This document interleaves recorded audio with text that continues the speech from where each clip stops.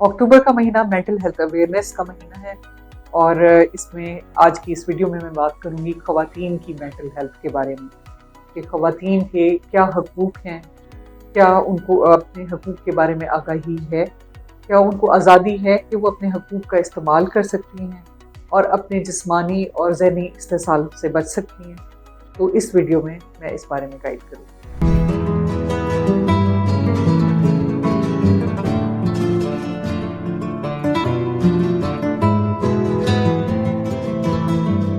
अस्सलाम वालेकुम, मेरा नाम डॉक्टर सबाहत खान है। मैं डॉक्टर्स हॉस्पिटल और उमर हॉस्पिटल जोहर टाउन लाहौर में as consultant gynaecologist and IVF specialist practice करती हूँ। आज की इस वीडियो में मैं बात करूँगी ख़वातीन की मेंटल हेल्थ के बारे में। ख़वातीन आमतौर पे सबका ख्याल रखती हैं लेकिन अपने आप को इग्नोर कर देती हैं, उन पर कोई तवज्जो नहीं देता, मुआशरा उनको इतना अहम नहीं समझता। आज की इस वीडियो में मैं बात करूँगी कि ख़वातीन को शुरू से पैदाइश के बाद से ही ऐसी सपोर्ट देनी चाहिए कि वो अपने आप को मजबूत कर सकें, अपने जिस्मानी और ज़हनी इस्तेसाल से बच सकें, अपने हकूक़ का सही इस्तेमाल कर सकें और उनको अपने राइट्स के बारे में आगाही पूरी तरह से होनी चाहिए। अब इसमें रोल किसका है ख़वातीन को मजबूत करने का?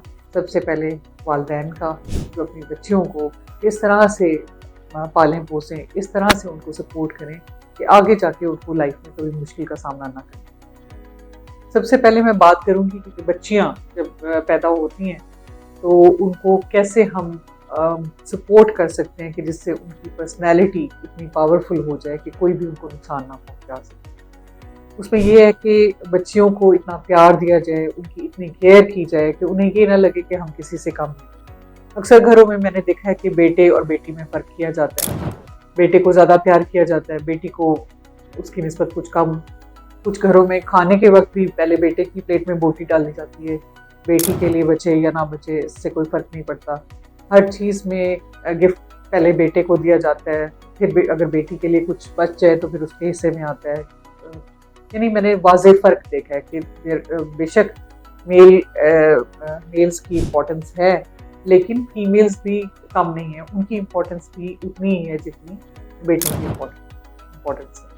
तो मैं यही कहूँगी कि बच्चियों को शुरू से ही एहसास दिलाएं कि वो कितनी अहम, ताकि वो किसी लड़के से कम नहीं है, वो भी वैसी ही हैं, उनका भी जो है खाना खाने में उतना ही राइट है, उनका भी अच्छे स्कूल्स में पढ़ने का उतना ही राइट है, उनका भी प्यार माँ बाप का लेने का उतना ही हक है जितना बेटे का हक है। दूसरी बात ये कि पेरेंट्स खुद तो उनको सपोर्ट करें, खुद तो उनको मजबूत बनाएं, उनको अवेयरनेस भी दें, उनको बताएं भी सही बचपन में, क्योंकि नासमझ बच्चियां होती हैं तो मैंने देखने के बाज़ औक़ात उनका जिस्मानी इस्तेसाल या ज़हनी इस्तेसाल किया जाता है, तो उनको जो बताया जाता है आजकल के गुड टच और बैड टच, इसके बारे में अवेयरनेस दें।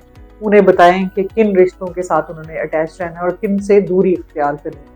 अगर कोई भी ऐसी बात हो तो फौरी तौर पर वो वालिदैन को मुतला करें ताकि वो महफूज रहें किसी भी मसले से। इसके अलावा जब बच्चियाँ बड़ी होती हैं, जब उनकी प्यूबर्टी जिसे कहते हैं यानी माहवारी का आगाज़ होता है, तो उससे पहले माओं की जिम्मेदारी है कि वो उनको अवेयरनेस दें कि अब बलूगत की उम्र है, अब उनको माहवारी आने वाली है, उनके जिसामत में क्या क्या तब्दीलियाँ आने वाली हैं जिसको वो एक्सेप्ट करें, ना कि वो परेशान हो जाएं कि उनकी बॉडी में क्या क्या तब्दीलियाँ अचानक से आ गई हैं जिनका उन्हें पता नहीं था। ये माओं की जिम्मेदारी है कि वो बच्चियों को प्रॉपरली गाइड करें, उन्हें बताएं कि कैसे उन्हें पीरियड स्टार्ट होंगे। ये एक नॉर्मल फिनोमिना है ख़वातीन का, इसमें परेशान होने की ज़रूरत नहीं है। कुछ माएँ बच्चियों को नहीं बताती, वो कहती हैं कि अभी तो छोटी हैं, हम इनसे ये बातें क्या करना शुरू कर दें, तो जिसकी वजह से अचानक से जब पीरियड स्टार्ट होते हैं, खून आता है, तो बच्चियाँ परेशान हो जाती हैं कि ये पता नहीं हमारे साथ क्या प्रॉब्लम हो गया है, कोई चीज़ एबनॉर्मल हो गई है और बहुत ज़्यादा स्ट्रेस में जाती हैं।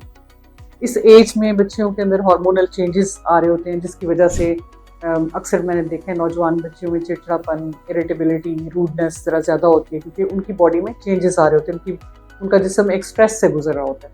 तो ऐसे में पेरेंट्स की सपोर्ट, घर की फीमेल मेंबर्स की सपोर्ट बहुत इंपॉर्टेंस रखती है। जब शादी के बाद वो हामला हो जाती हैं तो हमल के दौरान उनको सपोर्ट की ज़रूरत है। मैंने देखा है कि कुछ घरों में ख़वातीन हामला होती हैं तो घर में कुछ बड़ी ख़वातीन जो पहले से मौजूद होती है, सास या कोई और, तो वो कह रही होती हैं कि हमने भी 10 बच्चे पैदा किए, ये कौन सी अनोखी है, ये कमर पकड़ के पड़ी है या उल्टी करके ये पड़ी हुई है, हमने भी तो बच्चे पैदा किए हैं। तो इसको क्या हो गया कि इसको एक्स्ट्रा केयर की ज़रूरत है। तो देखिए ख़वातीन को हर मरहले पे ज़रूरत होती है सपोर्ट की। ख़ासतौर पे प्रेगनेंसी में जब हार्मोनल चेंजेस आ रहे होते हैं, प्रेगनेंसी में जब एक औरत के जिस्म के अंदर एक नया इंसान बन रहा होता है, तो उस वक्त उसको खुश रखना, उसको मेंटली साउंड रखना, उसको मेंटल सपोर्ट, उसको फिजिकल सपोर्ट देना बहुत इम्पोर्टेंट है। क्योंकि अगर माँ की सेहत इफेक्ट होगी तो बच्चा भी उसी इफेक्ट के साथ पैदा होगा। बच्चे में भी मेंटल इश्यूज फिर बाद में आने का रिस्क होता है। तो कोशिश कीजिए कि जब ख़वातीन हामला हो तो फैमिली की तरफ से मैक्सिमम सपोर्ट हो। अगर कोई प्रॉब्लम फेस कर रही हो तो उन्हें पता हो कि वो अपनी इस प्रॉब्लम के लिए प्रेगनेंसी के दौरान कैसे हेल्थ फैसिलिटी में, कैसे डॉक्टर्स तक अप्रोच कर सकती है। अगर कोई प्रॉब्लम आता है तो उसको कैसे वो आइडेंटिफाई करके उसका ट्रीटमेंट ले सकती है। इसके बाद जब डिलीवरी होती है बच्चे की, उस वक्त फिर माँ को बहुत ज़्यादा सपोर्ट की ज़रूरत होती है। ना सिर्फ इमोशनली सपोर्ट की ज़रूरत होती है बल्कि फिजिकल हेल्प की भी ज़रूरत होती है, क्योंकि माँ के लिए एक नया तजुर्बा होता है। एक नया बच्चा उसकी गोद में आता है, पहले जैसे उसकी लाइफ गुजर रही थी उसमें चेंज आता है और उसे ये डर होता है कि कहीं मेरा बच्चा मिस हैंडल ना हो जाए, ये ना हो कि उसकी केयर ना हो, वो टेंशन में होती है, हर चीज़ को खुद करने की कोशिश कर रही होती है। तो उस वक्त डिलीवरी के बाद कमज़ोरी या नकाहत की वजह से वो नहीं कर पा रही होती और स्ट्रेस में आ जाती है। तो ऐसे में फैमिली मेम्बर्स की सपोर्ट, ख़ास तौर पे हस्बैंड की सपोर्ट बहुत इम्पोर्टेंट है। और इसके अलावा अगर कोई इश्यूज़ आते हैं तो मेडिकल टीम, हेल्थ प्रोफेशनल्स की सपोर्ट वो भी इक्वली इम्पॉर्टेंट है कि अगर कोई भी इशू आता है, जैसे प्रेगनेंसी के बाद जब डिलीवरी होती है और उसके बाद मैंने देखा कुछ ख़वातीन एंजाइटी या डिप्रेशन का शिकार होती है, तो ऐसे केसेस में डिले करने की बजाय फौरी तौर पर डॉक्टर से रुजू करके उनका ट्रीटमेंट करवाना चाहिए। जब ख़वातीन की एज बढ़ती है 45 साल 50 साल की एज में, फिर दोबारा से ख़वातीन की एज जिस्म में हार्मोनल चेंजेस आना शुरू होते हैं। ये टाइम होता है कि जब उनकी माहवारी बंद होती है और उनका जिस्म में तब्दीलियाँ होना शुरू होती हैं। जिस तरह से बलूगत के वक्त हार्मोनल चेंजेस आते हैं जो कि उनकी जिसामत को अफेक्ट करते हैं, उनकी मेंटल हेल्थ को अफेक्ट करते हैं, उसी तरह मेनोपॉज यानी माहवारी का बंद होना या सन्नियास, ये वो टाइम है जिस वक्त हार्मोन्स का लेवल बॉडी में ख़त्म हो रहा होता है और उसकी वजह से उनकी बॉडी में इफेक्ट आ रहे होते हैं।